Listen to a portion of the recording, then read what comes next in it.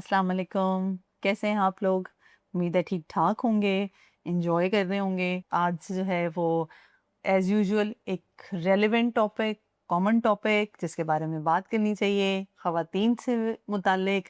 आज हम बात करेंगे पीएमएस, प्री मेंस्ट्रुअल सिंड्रोम, और उसके साथ-साथ क्या अलामात होती हैं, ख़वातीन किन हार्मोनल चेंजेस से गुज़रती हैं और उसको कैसे डील करना है। मेरा नाम डॉक्टर बुशरा मोहसिन है, कोई गोट हॉस्पिटल में एज अ गायनिकोलॉजिस्ट काम करती हूँ और मेरे साथ हमेशा की तरह डॉक्टर शबाना कमल, गायनिकोलॉजिस्ट, और हम आपकी खिदमत में हाजिर हैं इस टॉपिक के साथ।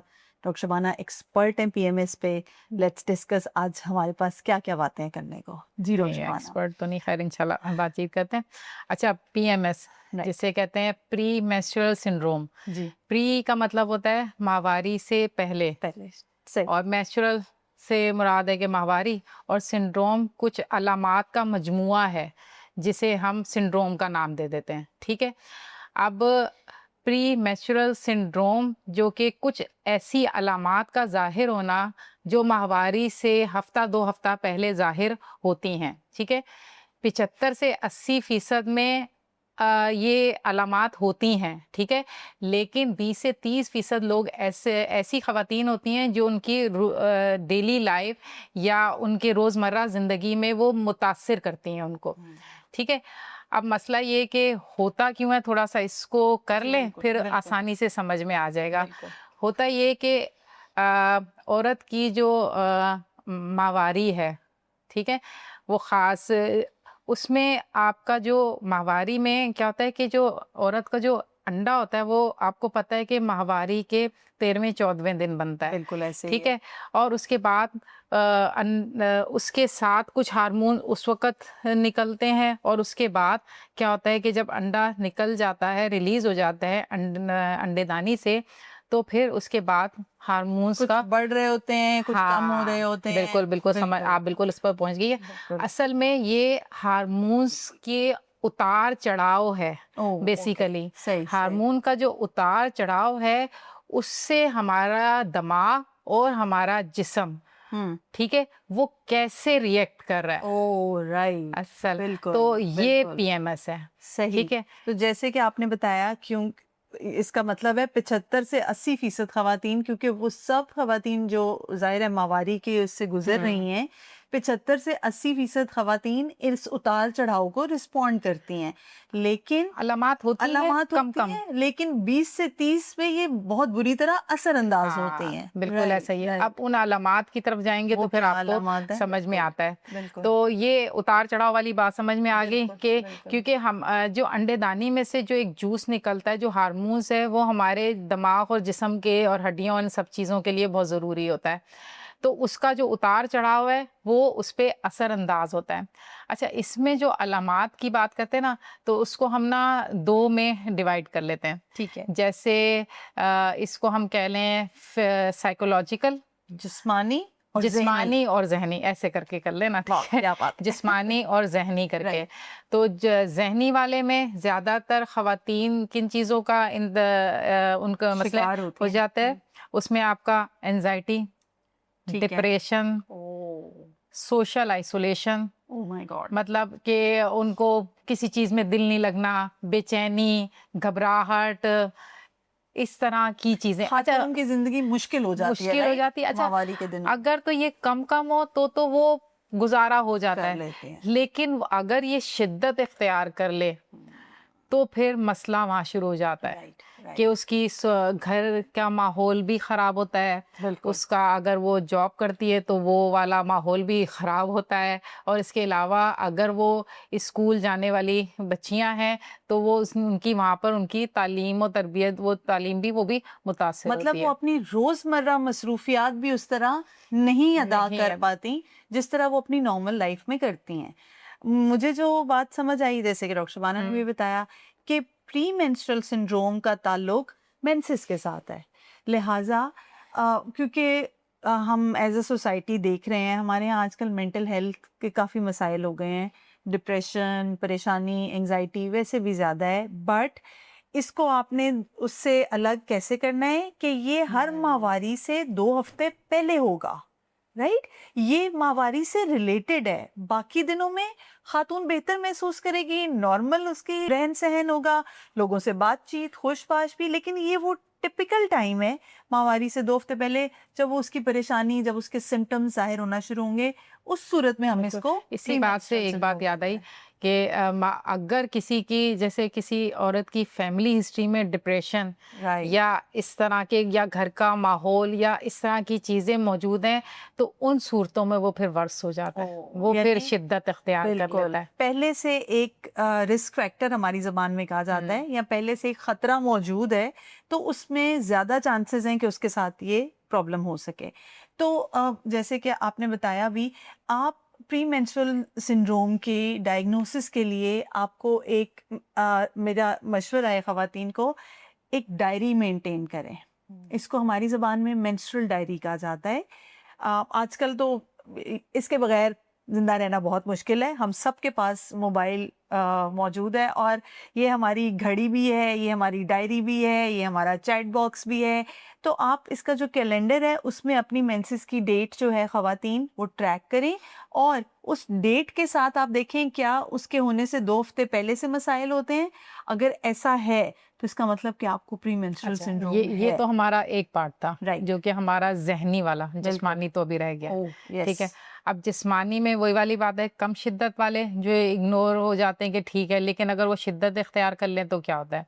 अब जिस्मानी में सबसे बड़ी चीज़ हेडेक, यस, सर का दर्द, यस, जो कि शिद्दत इख्तियार कर जाए तो माइग्रेन, जिसको मेंस्ट्रुअल मिग्रेन कहते हैं या यस, प्री मेंस्ट्रुअल मिग्रेन कहते बिल्कुल, हैं। तो बिल्कुल, सर का दर्द आगे आ जाए, ब्लोटिंग, एग्जैक्टली, दिल खराब होना, उससे आगे जाएं क्योंकि हार्मोन का उतार चढ़ाव हो रहा है ना, जिस्म में क्रैम्प्स, बिल्कुल, फटीग। फटीग, अच्छा, एक और चीज़ होती है इन लोगों में ना, आप नोटिस कीजिएगा, वही वाली बात, आपने डायरी की बात की ना, लिखें, किसी को भूख ज़्यादा लगती है, किसी की भूख कम हो हाँ, जाती है। हर एक के डिफरेंट तो ये ना, ये प्रेजेंटेशन है। सिम्टम्स हैं, क्योंकि मैंने बिल्कुल, कहा ना कि जिस्मानी आज़ा पे और दिमाग पे, अब आज़ा में सारे ही आज़ा आ जाते हैं ऐसे ना, ही, तो ऐसे ही, उसको ये मसले मसाइल, फिर कब्ज़, डायरिया, पेट हाँ, का दर्द, हाँ, इस तरह की, ये फिर ना फिजिकल सिम्टम्स में आ बिल्कुल जाते हैं कि ऐसे ही। इनमें से अब आम मामूली हो तो ठीक है, शिद्दत इख्तियार कर जाएं तो मसला है फिर मसला हमारा। आप लोग शायद इस बात से रिलेट कर पाएंगे, जो बच्चियां हैं या जो खवातीन हैं, कि हमारे पास ऐसे पेशेंट्स आते हैं डॉक्टर शबाना, है बिल्कुल ना, कि ऐसे ही। हमें मेंसेस से कुछ दिन पहले नौजिया होता है। कुछ आते हैं कि नहीं, मेंसेस से कुछ अरसा पहले पेट में दर्द शुरू हो जाती है। छाती में। कुछ एग्जैक्टली ये होता है कि छाती भारी महसूस होने लग जाती है, शर्ट जो है वो टाइट लगने लग जाती है। ठीक है, ये सारे सिम्टम्स, और ज़रूरी नहीं कि किसी एक खातून में या बच्ची में ये सब हों, इनमें से कोई भी सिम्टम हो सकता है।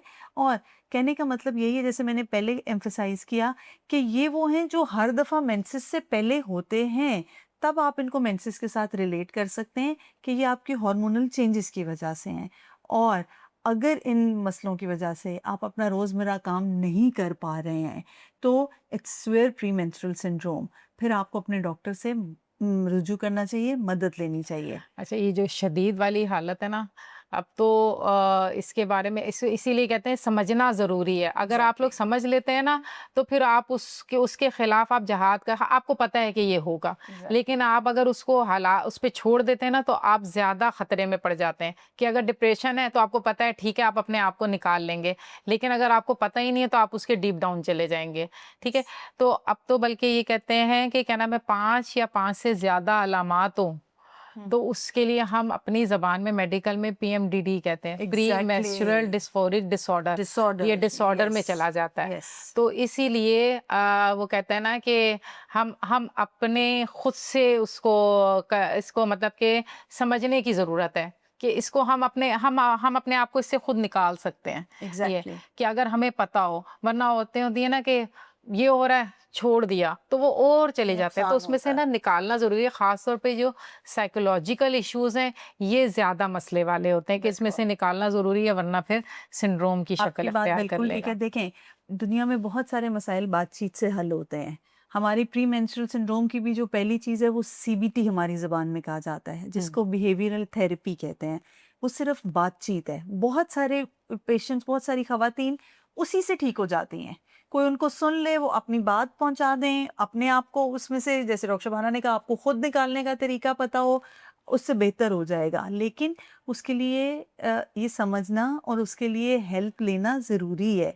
हमारी एक बहुत अजीब सी बात है मुआशरे की कि अगर आप किसी मेंटल उस एक्सपर्ट के पास जाना शुरू करें तो सबसे पहले आप पे बातें होती हैं कि इसको डॉक्टर की क्या ज़रूरत है, कोई पागलपन है या वगैरह। ऐसा नहीं है, प्लीज़ इस बात को समझें।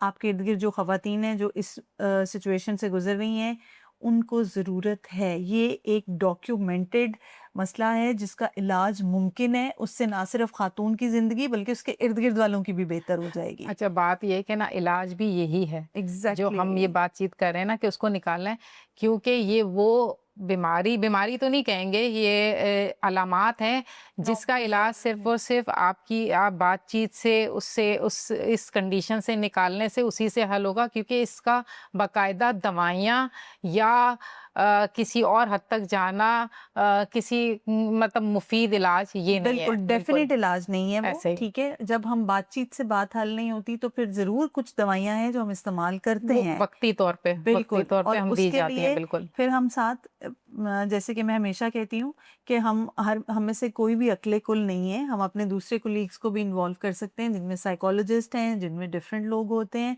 जो कि पेशेंट को हेल्प आउट करते हैं।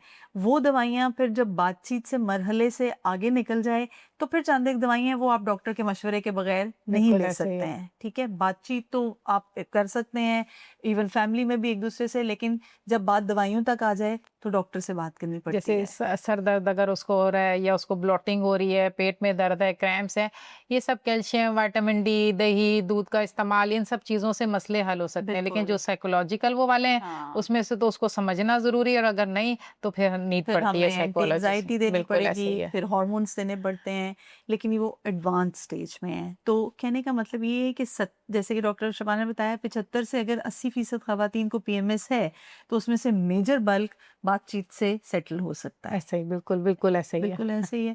Thank you. तो इसलिए जो आपके थोड़े से रह जाते हैं लोग, ज़ाहिर है उनको तो फिर मेडिकेशन की ज़रूरत है, लेकिन मेजर चंक जो है उसको हम सेटल कर सकते हैं बातचीत से। प्लीज़ बात करें इस बारे में। जिन ख़वातीन को ऐसे कोई मसाइल हैं वो आके अपने डॉक्टर से मिल सकती हैं, क्योंकि आपने बिल्कुल ठीक कहा, एक ख़ातून अपनी ज़िंदगी में बहुत सारे दौर से गुज़रती है। हुँ। वो माँ बनेगी। हमारे यहाँ शुक्र है कि चीज़ें एक्सेप्ट होने लगी हैं। पोस्टनेटल डिप्रेशन का रिस्क भी उसमें से आता है। वो खातून जिसको पीएमएस होता है उसको पोस्टनेटल डिप्रेशन भी ज़्यादा होगा। उसको ज़िंदगी के मुख्तलिफ जो सेटबैक्स होंगे वो ज़्यादा इफ़ेक्ट करेंगे। फैमिली में अगर कोई ऐसी हिस्ट्री है, मदर की कोई हिस्ट्री है, खाला की, बहन की, डिप्रेशन की, एंग्ज़ायटी की या किसी भी मेंटल डिसऑर्डर्स की, तो वो एट हाई रिस्क है, उसको वो चीज़ ज़्यादा ज़ोर से हिट करेगी। और मैं आपको सच बताऊँ, मेरा एक एक्सपीरियंस है एक ऐसी खातून के साथ काम करने का जिनको वाक़ई प्रीमेंस्ट्रुअल सिंड्रोम इतना सिवियर होता था कि उन दिनों में हम उनसे जो भी बातचीत थी वो डरते थे करने से, और बाद में वो खुद भी भूल जाती थी कि इस दौरान क्या बातचीत हुई है, and it was out of her control. We all know. तो प्लीज़ बजाय इसके कि कोई ऐसा नुकसान हो खातून का या कुछ भी, तो डॉक्टर से बात करनी चाहिए। अच्छा, मतलब इन लोगों को हेल्प की नीड होती है, इन लोगों को एग्ज़ैक्टली। मदद की नीड होती है कि और समझने की। और जैसा इनकी बात पे फिर दोबारा मैं जोर दूं, उन्होंने बहुत अच्छी बात की कि ना कैलेंडर में ना निशान लगा लें एग्ज़ैक्टली। कि आपकी डायरी मेंस्ट्रुअल मेंटेन डेट करें। क्या है, तो हफ्ता 2 हफ्ता पहले जो भी सिम्टम हो उसको लिख लें कि मुझे ना ये हो रहा है, ये हो रहा है, ये हो रहा है। नेक्स्ट टाइम जब आपको जब आपका इस तरह का होगा ना, तो आप देखिएगा कि आपको उसकी शिद्दत कम महसूस होगी, क्योंकि आपको पता है कि ये होगा। तो जब आप एक्सेप्ट कर लेते हैं ना कि ये ठीक है, इससे रिलेट है, तो उससे ना डीप डाउन नहीं जाते, बिल्कुल। बहुत उसमें गहराई में नहीं जाते। आप समझ जाते हैं भाई ये तो इससे मुतालिक है, ये सेटल हो जाएगा। डायरी की बात मैंने की, एक चीज़ मेरे ज़हन में और आ गई जिसको हम अपनी उसमें कहते हैं, ये साइक्लिकल सिम्पटम्स हैं। साइकिल का मतलब ये है कि एक काम, एक ऐसी चीज़ जो एक ख़ास टाइम पर शुरू हो, फिर पूरा गोल चक्कर काट कर फिर दोबारा उसी टाइम पर हो। खातून की जो माहवारी है और जो हार्मोनल चेंजेस हैं, ये एक साइकिल की सूरत में है।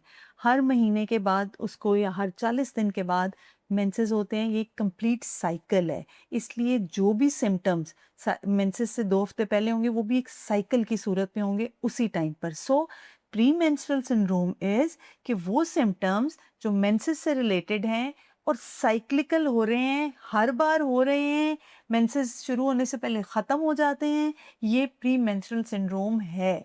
आप डायरी मेंटेन करें, 2 महीने की डायरी में आपको अंदाज़ा हो जाएगा कि आया ये मसाइल मेरे माहवारी से रिलेटेड है, या माहवारी होने, कुछ लोगों को माहवारी होने के बाद भी एंग्जाइटी रहती है, डिप्रेशन रहता है, वो प्री मेंस्ट्रुअल सिंड्रोम नहीं है, वो एक मुख्तलिफ चीज़ है।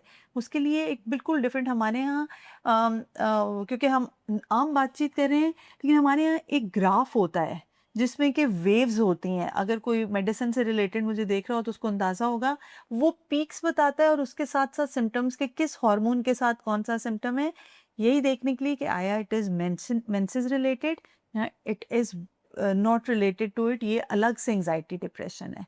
सो गायनेकोलॉजिस्ट की डोमेन में प्री मेंस्ट्रुअल सिंड्रोम बिल्कुल है, हम उसको बातचीत से ठीक कर सकते हैं, pain killers, multivitamins, advance stage पे मेडिकेशन, बहुत एडवांस स्टेज पे, जो कि मेरा ख्याल है बात भी नहीं करनी चाहिए, ठीक है। वो मैं बिल्कुल सही बात है। सर्जरी वगैरह की बात मत कीजिए, ठीक है, और हाँ। ना ही उस तरफ जाइए। मतलब इलाज इसका मुमकिन है, बिल्कुल, ऐसा नहीं है बिल्कुल। कि इसका इलाज नहीं है। तो बस सिर्फ समझने वाली बात है बिल्कुल। कि क्या नाम है। और जैसे कि हम हमेशा आपके लिए ब्रेक करते हैं वर्ड, रुखसाना ने पहले भी किया, प्री का मतलब पहले, मेंसेस का मतलब माहवारी, सिंड्रोम का मतलब एक सेट ऑफ सिम्टम्स या मसाइल जिनको एड्रेस करने की ज़रूरत है। अगर हम अब इसको सिम्टम्स को सम अप कर लेते हैं ना, समराइज कि करें। इसको आप कर लें कि साइकोलॉजिकल और फिजिकल। बिल्कुल। साइकोलॉजिकल में anxiety, depression, mood swing, up and exactly. Down, और चिड़चिड़ापन, अच्छा स्लीप डिस्टरबेंस भी होती है जी बिल्कुल। कि ना ज़्यादा आना या कम आना, ये भी उसी में शामिल है। सही। फिर उसके बाद फिजिकल में आ जाएं तो हेडेक, फिर आपका ब्लॉटिंग मतलब मतली सा होना, फिर नीचे आप मज़ीद आगे बढ़ें तो जिस्म में क्रैम्प्स पड़ना, थकावट, फटीग, और उसके बाद अगर आप आगे जाते हैं तो कमर का दर्द और हड्डियों में दर्द, जॉइंट पेन्स, और भूख का ज़्यादा लगना, भूख सही का कम सही लगना, सही। कब्ज़ होना, या पेट ख़राब हो गया, डायरिया। तो ये सिम्टम्स हैं। इसको साइकोलॉजिकल और फिजिकल 2 में फिजिकल डिवाइड कर लें, और इनको आप जब भी ऐसा हो तो इसको नोट करें। और इलाज, जैसे कि हमने बात की, हमने आपको ये बता दिया मेंस्ट्रुअल सिंड्रोम है क्या, किस तरह उसको आपने डायग्नोज करना है, किसके साथ रिलेटेड है, डॉक्टर साहब ने बता दिया क्या क्या साइन सिम्टम्स हैं। आखिर में रह गई मैनेजमेंट, तो हमने पहले ही तफसील से बात की। इसकी best therapy is behavioural therapy, बातचीत। बहुत सारी चीज़ें उसी से सेटल हो जाती हैं। एडवांस स्टेज के ऊपर मेडिकेशन है जिसमें फिर डिफरेंट डॉक्टर से जो रुजू। डॉक्टर्स इन्वॉल्व होते हैं, ठीक है, और फिर वो एक पूरा उसकी वो करते हैं। लेकिन ये सिर्फ 10 से 20% ख़वातीन जो कि स्वेयर उसमें जाती हैं, उनको ज़रूरत पड़ती है। 75 से 80% जो हैं वो बिहेवियरल थेरेपी से सेटल हो जाती हैं। उम्मीद है आप लोगों को मेंस्ट्रुअल सिंड्रोम के बारे में काफ़ी सारा पता चला होगा। इसके अलावा कुछ पूछना चाहें, ज़रूर पूछें, हम जवाब देंगे। चैनल को प्लीज़ सब्सक्राइब करें, ये आप लोगों के लिए है। कोई भी ऐसी चीज़ जो आप चाहते हैं कि हम बात करें, प्लीज़ बताइए। We would be happy to tell you about that. Again like and subscribe. See you again इंशाल्लाह ताला। थैंक यू डॉक्टर शबाना, बहुत अच्छा, शुक्रिया। थैंक यू अल्लाह वेरी हाफ़िज़। मच। अल्लाह हाफ़िज़।